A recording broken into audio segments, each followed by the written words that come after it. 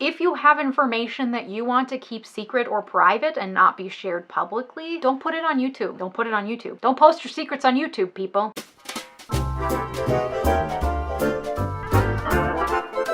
Hi there, my name's Leja. I'm a real-life lawyer, and I'm on a mission to demystify the law and how it affects your everyday life. Today I want to talk about virtual proctors and how proctor companies are making millions of dollars while surveilling students around the globe. The coronavirus has led to a massive move to online test taking, and with that, a number of schools are turning to online proctoring services that allow them to watch students while taking tests to bar against any potential cheating. But what it's actually doing is just creating greater inequalities in our education systems, and these tech companies are getting really rich while also being weirdly aggressive about anyone who speaks out against them, especially at students who call them out or seek transparency in their data security systems. Let's talk about it. First, I'd like to offer the following disclaimer, and that is that I'm a lawyer, but I am not your lawyer, and nothing that I say should be construed as legal advice, and you should always seek the advice of a licensed attorney if you have any questions. So I wanted to talk about this for a couple reasons. I just read an article in the Washington Post that had a number of pretty shocking stories from students who have undergone this kind of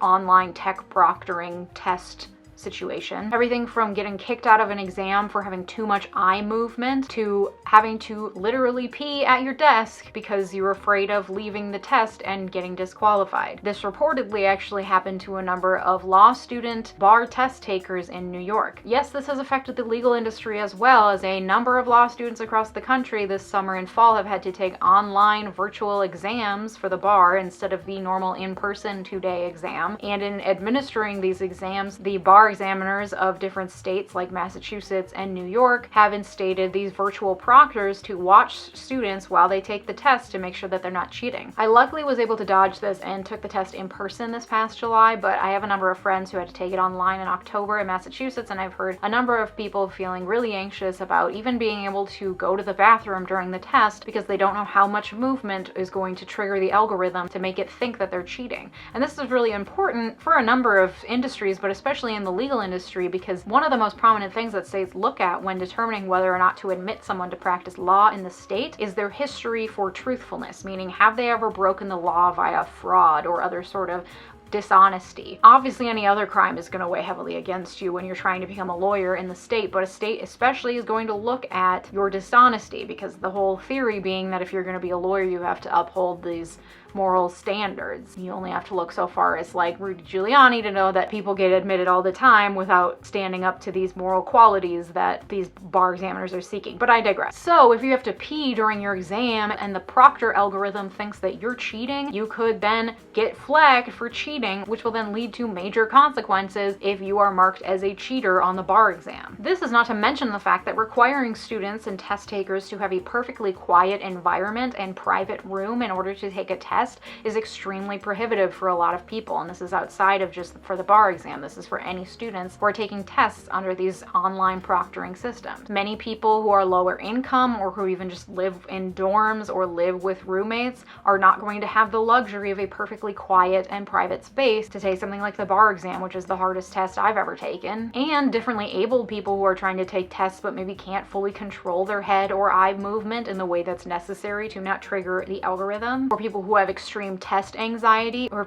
people for whom sitting perfectly still for 4 hours straight just is not an option. It makes these tests really inaccessible. Plus, all these algorithms for these proctors appear to be, like most algorithms, created by white people, and so there have been reports of people with darker skin tones not being able to use it properly because it's not registering that their face is a human face. And all this kind of begs the question, why the hell are we so scared about students cheating? Like, I'm not condoning cheating, I don't think it's good, but man, the amount of resources that schools put towards even like regular non-coronavirus time measures to try to curb cheating, like in-person proctors, that's a lot of resources that are spent that could instead maybe go to like teachers so that they have the resources that they need to make sure that the students are just learning the material to begin with. But that would be crazy. So obviously a lot of students are pissed, and they're clapping back not only at their schools for what they are seeing as a lot of distrust on the part of the schools, but also at these companies for what appear to be not so transparent data security practices, with a lot of questions about who is actually monitoring them and what they're doing with their data and the images of them. This led to one guy named Ian Linkletter, which is a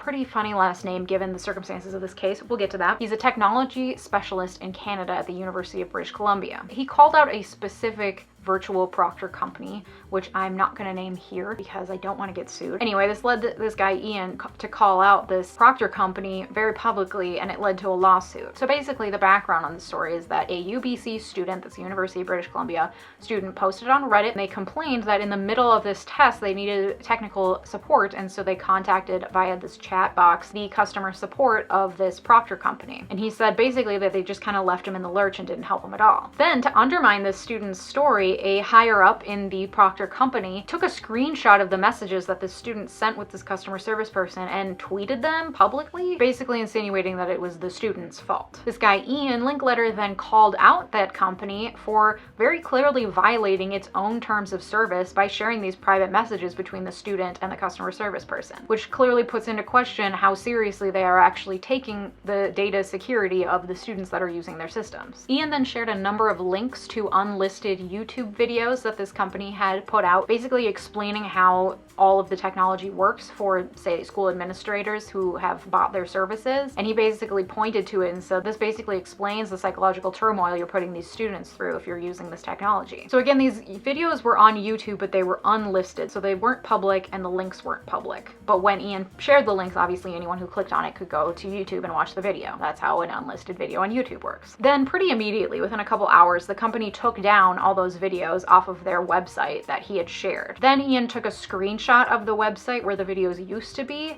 and the screenshot basically just showed gray boxes saying this video has been removed, and he tweeted that out. And then they slapped him with a lawsuit. Okay, and we'll get into this, but first of all, I do want to note that I don't know anything about Canadian law, so anything that I'm commenting on here is mainly based off my knowledge of US law, though I did look a few things up. But also, just generally, as a general rule of thumb, this isn't legal advice, but it seems to be common sense. If you have information that you want to keep secret or private and not be shared publicly, don't put it on YouTube. Don't put it on YouTube. Even if it's unlisted, that's really not the best way to keep your secrets a secret, by posting it onto YouTube, okay? I shouldn't have to say that, but I'm saying it. Okay, let's look at this lawsuit. I have linked the complaint down below. Thank you to the UBC subreddit for those links. So the company is Arizona-based, but because Ian is in Canada, they're suing him under Canadian law, which actually looks like it might be a little bit more favorable to them than it would have been in the United States, and here's why. They're suing him for three things: copyright infringement, circumventing technological protection measures, and breach of confidence. Basically, the complaint alleges that Ian was an employee of UBC. UBC signed a contract with this company saying that they would not share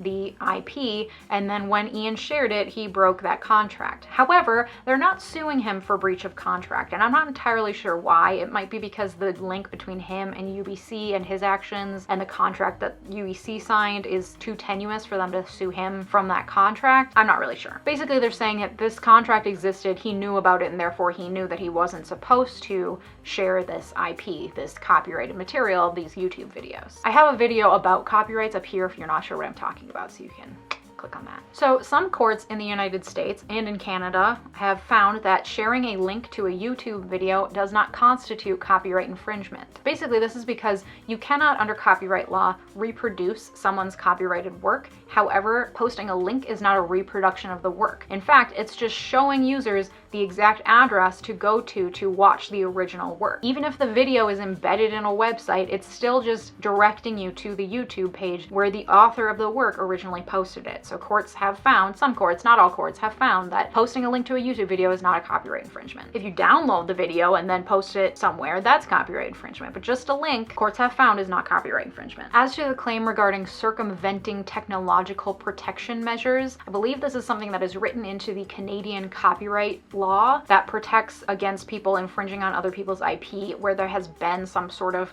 protection measure in place, such as a password, for example. This doesn't exist in the US copyright law, which is why I think they probably sued him in Canada, other than the fact that he lives in Canada, so Canada would have jurisdiction over the issue. But I think the copyright law in this situation is slightly more favorable to the company because it has this provision where if the copyrighted material was protected under something like a password or other security measures, then that weighs in favor of finding copyright infringement. However, Ian and his lawyers are arguing that posting videos on YouTube and just making them unlisted is not a security measure. Yes, he accessed them through the company's password protected website. However, they were YouTube hosted videos that were unlisted. So anyone in the entire world with a link could go and watch the video if they had the link. Posting a video on YouTube, even if it's not listed, doesn't rise to the level of a technological security protection, according to Ian and his lawyers. And under that argument, because there's not a technological security measure, then he posted this YouTube video, it's not a copyright infringement. Even if it was a copyright infringement, his use of it was fair use. Fair use allows for